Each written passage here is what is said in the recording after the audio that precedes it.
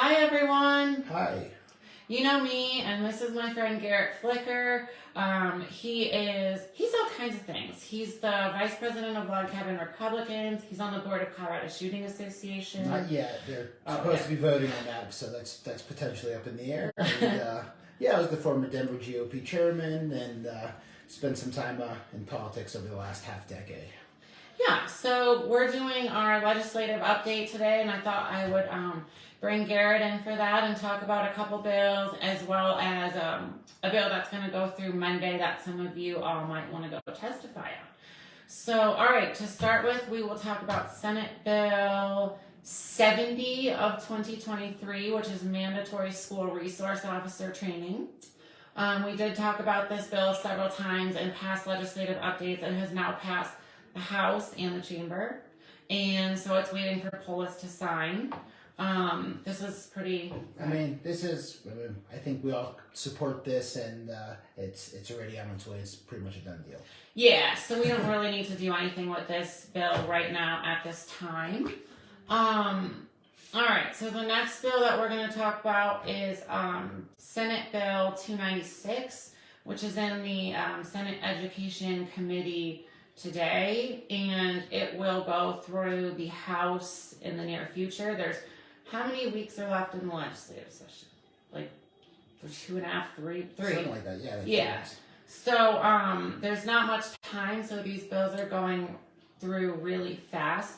So Senate Bill 296 is a bill for an act concerning protections for students against discriminatory practices at school. This is sponsored in the Senate by Winter and Marchman, and then in the House by Bacon. So this is a total Democrat-sponsored bill. There are no Republicans sponsoring it.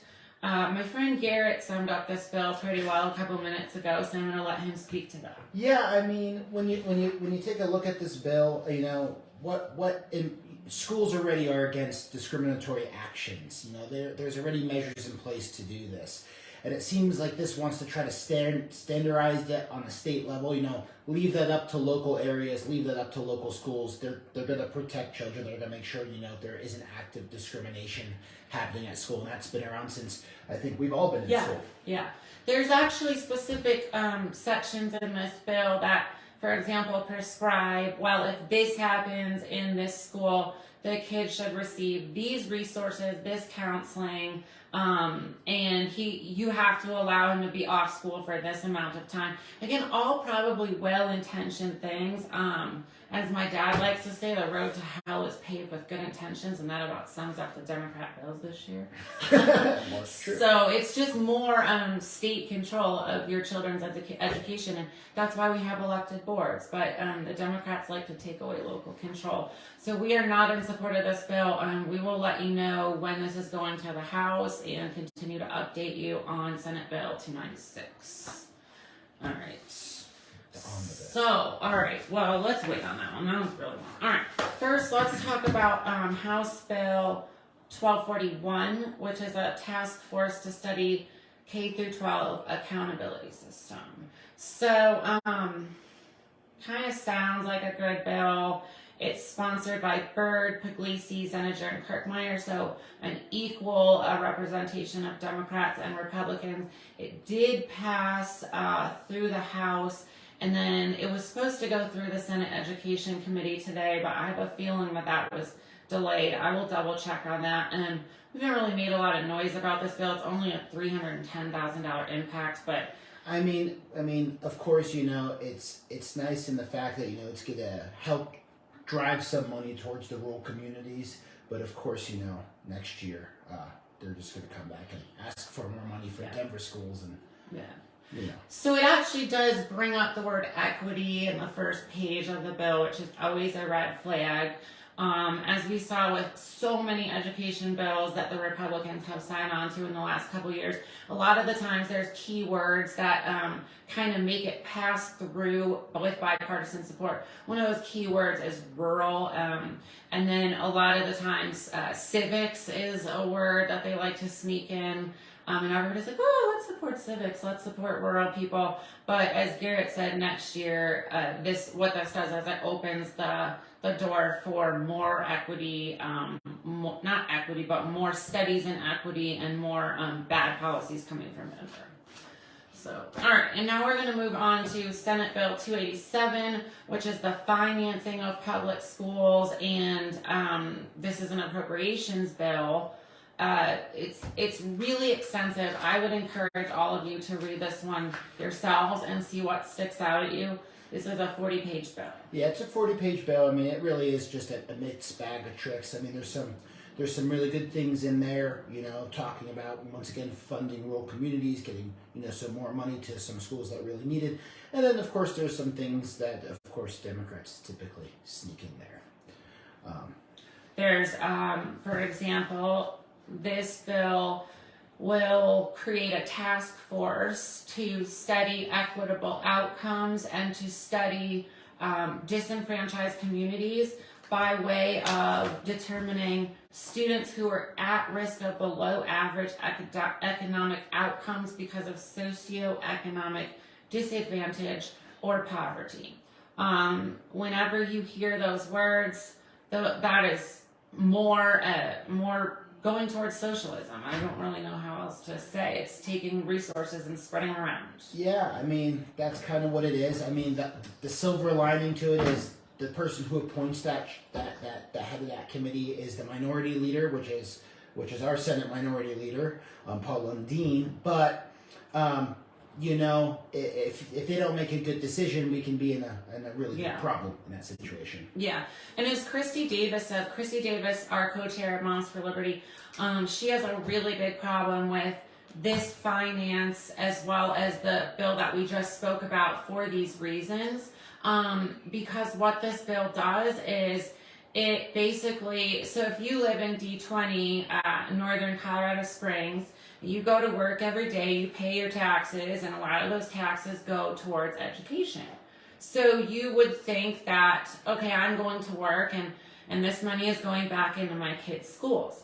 Well, not so fast, because what this bill does, as well as so many others this year and the past 10 years, is it says, hey, Garrett, the people out in Durango, they need your money more than your own kids. And so some of your workday today, your taxes are going to go across the state, and we've got some award-winning schools around here. Well, how long are they going to continue to be award-winning schools? How long are they going to continue to be, big, huge, like, powerful entities that get awesome test scores for our kids if you're taking tax dollars away from them?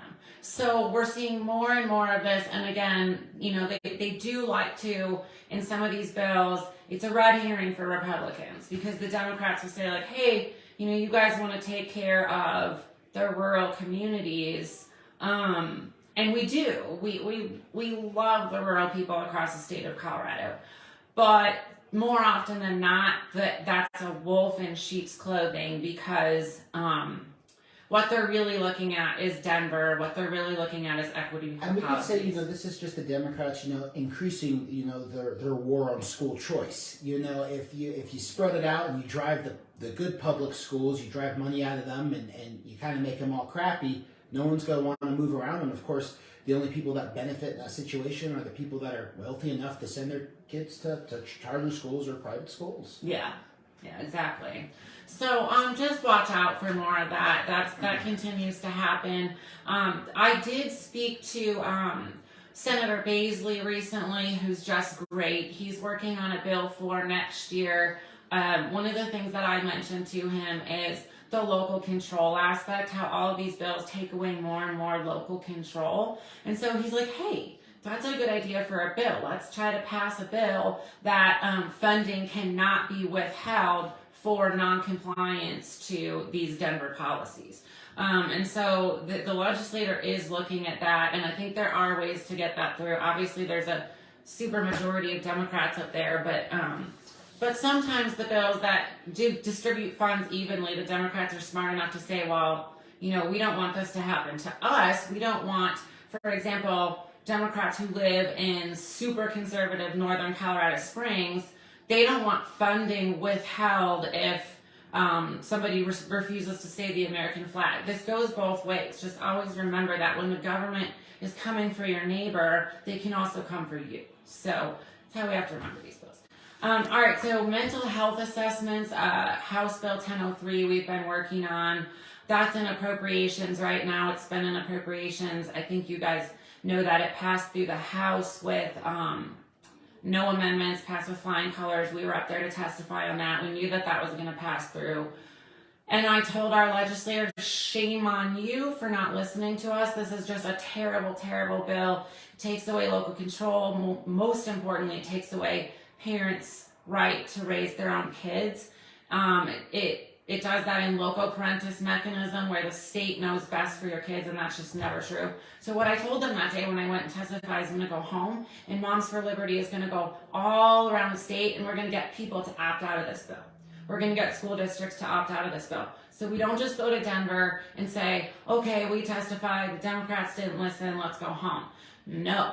No matter where you live, listen, if there's terrible laws being passed in your state, remember, go to your conservative boards, whether it's a municipality, a board of county commissioners, or a school board, and protect your family and your kids as much as possible. Same thing goes for the gun laws, for example. All the terrible gun laws they're passing in Colorado, we're getting our sheriffs to say, we do not comply. Our city, our county will be a sanctuary for people's Second Amendment rights. That's what Moms for Liberty is doing with House Bill 1003. And we've got districts all over the place opting out of this. I do want to give a shout out to Attorney Brad Miller. He knows us, Moms for Liberty in El Paso County, and he's not only taken our approach to House Bill 1003 and our Parental Bill of Rights and tried to help his boards in El Paso pass it, he's actually going to some of the boards that he works for all across the state and helping get that done. So making waves across the state. All right, so now we're going to talk about it's Resolution 1004, which is the Parental Bill of Rights. It's a resolution that puts a Colorado Parental Bill of Rights onto the ballot for the 2024 November elections. This is written by Brandy Bradley, who's a great representative.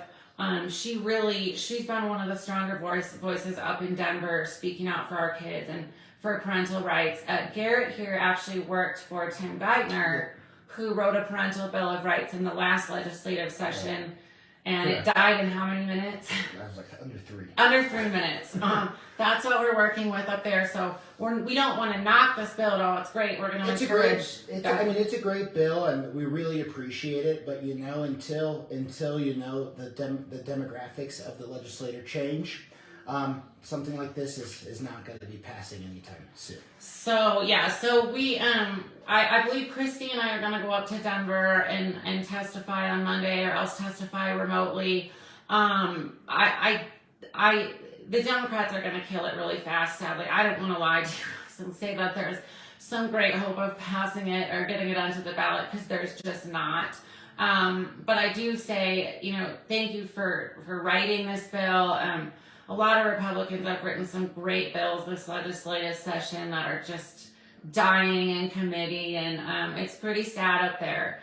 I do want to tell you guys, I think we continue to say, and I said yesterday when I spoke somewhere, Cheyenne Mountain Republicans, I said, so as I just said on House Bill 1003, all hope is not lost. Rep. Stephanie Luck likes to tell us, she tells this story of Madam Speaker called her into the chamber and she said, Stephanie, you're a troublemaker. You need to stop vetting bills, stop wasting our time. If you've got questions, ask them in committee. So the next day she goes and she starts asking questions in committee rather than on House floor. And the chair said, I'm going to limit the number of questions you can ask. Then the chair said, I'm going to limit the questions to 10 minutes. And she's like, how can you censor Republicans? We were elected to represent families across Colorado. And the Democrats say, well, you're in a super minority. You have to accept that the majority is speaking for their people. Well, like Rep. Luck says, the minority in Colorado is 46%.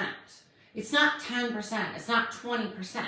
So when you put the numbers like that, this is not a super minority. But it doesn't matter who what percentage of the population is in the minority. Like, there's still a protection for the minority. That's why we talked about the tyranny of the majority, and you learn about those things growing up, because that's why we elect different legislators, so they can represent their constituents, and their constituents aren't being heard ultimately when you do things like that. That's why it's so important right now to say, okay, so 46% of Colorado would probably be for this awesome parental bill of rights, right?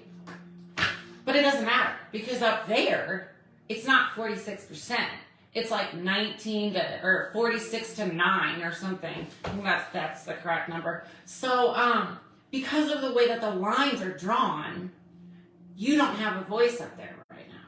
But also, because of the way that the lines are drawn, you do have a voice down here in El Paso County. You do have a voice in Weld County. You do have a voice wherever you live because of how those lines are drawn. So while this parental bill of rights probably, as we know, is not going to pass through committee, guess what? You can go say, hey, such and such school, wherever your kids may go, can we pass a parental bill of rights? I know some people who could help pass the parental bill of rights. I've got a great one ready to go. Hey, School District 12, will you opt out of House Bill 1003? Here's why I think you should do that, and I will help you do it.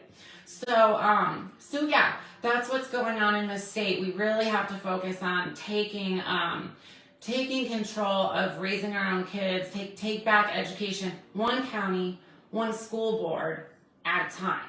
It's not going to happen up there this year. And until we start showing independence in Colorado, which is purpley weird state, that we're winning with common sense policies, that our kids in our schools, for example, in D20, D38, guess what? Look at their test scores compared to Denver. Look at their test scores compared to a lot of places. Look at our homeless situation in Colorado Springs compared to Denver. So when the independents start to see, hey, these people know what they're talking about. Their communities don't have, like, crack pipes on their front doors. Their kids are thriving. That's how we take Colorado back, and education is key to that. So I implore all of you guys to do what you can with your local boards. Again, even if you don't know necessarily which direction to go, just come to us. We'll help you. We'll help all across the state. That's what we've been doing. So. Absolutely. Those local boards, those little offices across the state, all that's like 99% of what affects you. So, going to those people, talking to them, advocating, for things like this, will make a difference in the long run. Yeah. So thank you guys. As always, contact me if you have any questions. Contact any one of us. Like I said, Garrett's high up at Log Cabin. And they would always love to have more members. They're an ally to us. They actually, we do a lot of group outings together, we do meetings together. We kind of help each other testify on bills, write policies. We're not an organization that excludes any other groups. We work with, that's how we make progress, guys, is by all working together. So yeah, if you have any interest in Log Cabin, which they always need new members, contact Garrett or any Log Cabin people. It's one of my favorite groups. Absolutely. It's a fun group, and of course, if you guys know any other organizations out there that are trying to form or start something and also want to connect to other organizations, please feel free to reach out. Yeah. Thanks, guys, so much, and until next time, have a great day. Thank you for